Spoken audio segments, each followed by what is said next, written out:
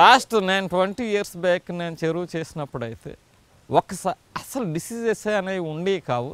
ఇలా రెయ్యేస్తే పట్టుబడి వచ్చేసేది. ఇవాళ కొత్తగా రకరకాల డిసీజెస్ లేకపోతే అవి వచ్చేసినాయి.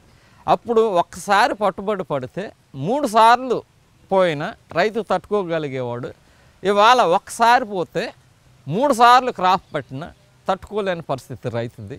ఈ కల్చర్లో మనం చెరువు ఫస్ట్ హార్వెస్ట్ చేసిన వెంటనే డ్రై చేయాలి. డ్రై చేసిన తర్వాత మెట్టదుక్కు చేయాలి. మెట్టదుక్కు చేసిన తర్వాత ఏదైతే లైమ్ కానీ ఇంకోటి కానీ అప్లై చేసుకోవాలి. అప్లై చేసిన తర్వాత మనం వాటర్ తోడిన తర్వాత వాటర్ తోటి మనం మినరల్స్ అవి అప్లై చేయాలి. యాంటీబయాటిక్ మాత్రం యూజ్ చేయకూడదు.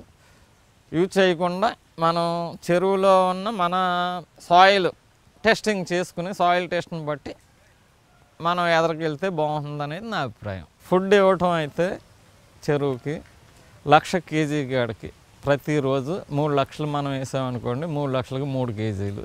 తర్వాత రోజు నుంచి ప్రతిరోజు 1/2 కేజీ కాడికి పెంచుకుంటూ వెళ్ళాలి. ప్రతిరోజు 1/2 కేజీ కాడికి. ఇవాళ 1/2 కేజీ పెంచామనుకోండి, రేపు రొద్దుట మళ్ళీ 1/2 కేజీ 1/2 కేజీ అవుతుంది. అలా పెంచుకుంటూ వెళ్ళాలి. అలా అయితే రెయ్యికి ఇబ్బంది లేకుండా సైజు వేరియేషన్ లేకుండా వస్తుందనేది నా అభిప్రాయం. నా వరకు అయితే నేను చెప్పేది ఫస్ట్ హార్వెస్ట్ చేసిన తర్వాత చెరువును డ్రై చేయాలి.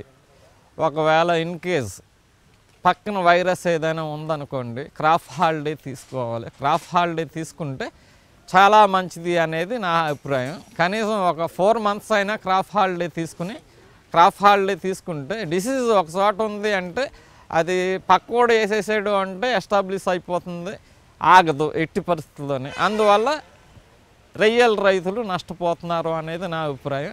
అలా కాకుండా ఇలా చేసుకుంటే కనీసం క్రాప్ హాలిడే 4 months అయినా ఇచ్చి అందరూ కలిపి ఆ ఏరియా ఏ ఏరియా అయినా అందరూ కలిపి క్రాప్ హాలిడే ఇస్తే బాగుంటుందనేది నా అభిప్రాయం. గ్యాప్ 4 months గ్యాప్ ఇస్తే మంచిది అనేది నా అభిప్రాయం. అప్పుడు వైరస్ అనేది ఎస్టాబ్లిష్ అవ్వదు.